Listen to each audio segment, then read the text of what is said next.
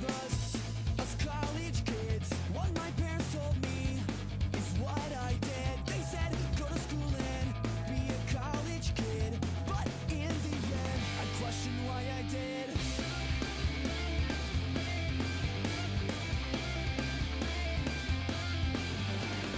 I'm poor, I'm starving, I'm flat broke, I've got no cash to spend.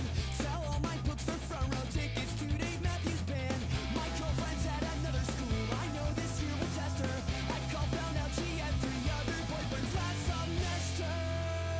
And that's why I say, oh no, not for me, not for me. Call it torture, call it university. Arts and crafts is all I need. I'll take calligraphy and then I'll make a fake degree. As a teacher of undergrad for, I guess I've been teaching undergrad for 15 years, I haven't really studied the actual, cognitive domain, but I can comment on my observations and what I've seen and how that ties into what I understand about cognitive development. So if you're looking at the social and emotional of an undergraduate student, you have this newness of these new ideas, and you have to actually think about, how do I go about making friends? How do I go about working in a group? So cognitively, how that connects is that you are forced to think about things that before you didn't have to think about. You can't just totally trust memorization. It doesn't work. Like, as me as a teacher, I have so many students' names. I forget their names from year to year to year. So I have to make a connection. So the first day of class, I would say, all right, tell me how I'm going to remember your name. Give me something.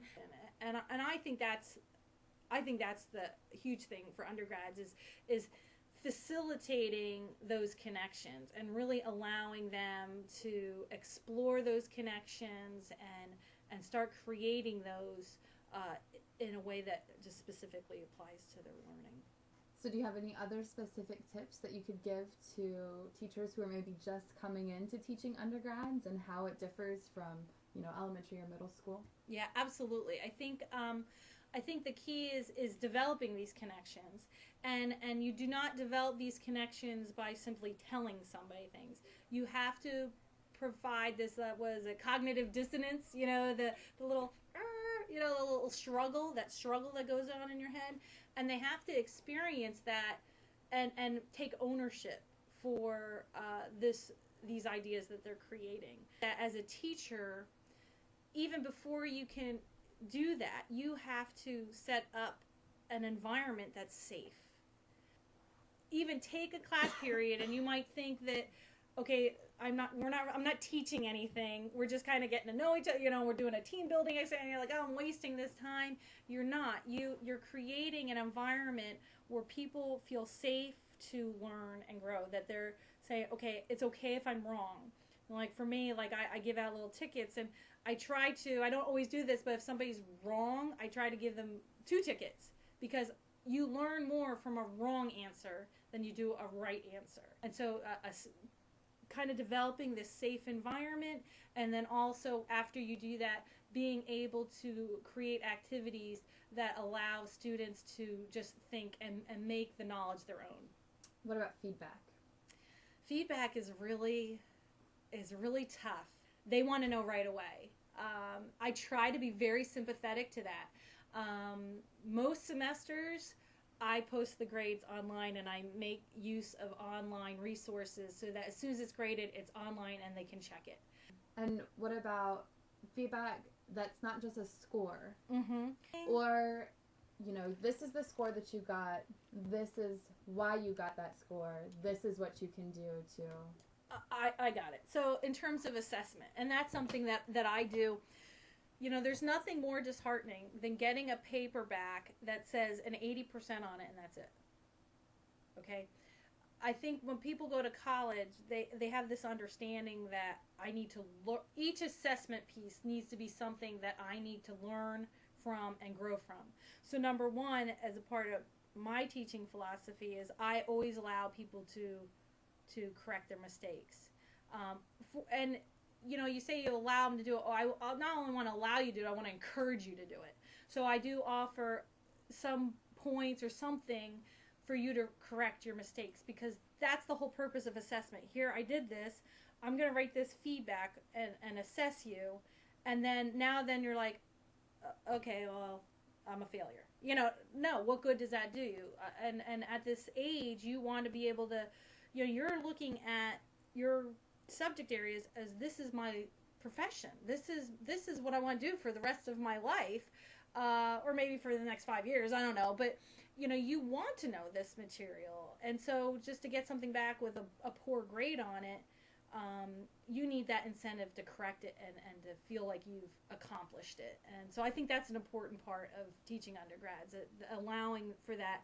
And so, with the technology that's out there now, it's nice, like in Word, I could put comments right into the an article now.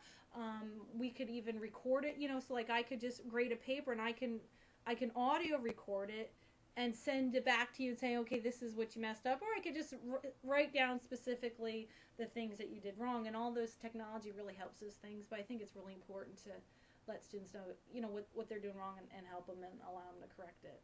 They actually told me they don't want punishments. In other words, I don't want you to take points away if I don't show up. I don't want you to take points away. Don't tell me how to be an adult. I want you to offer options and incentives. And that's key. And I think that's a big part of the undergraduate student. I'm an adult now. Don't tell me I have to be here every day. Okay. I'm paying for this, so make me want to come.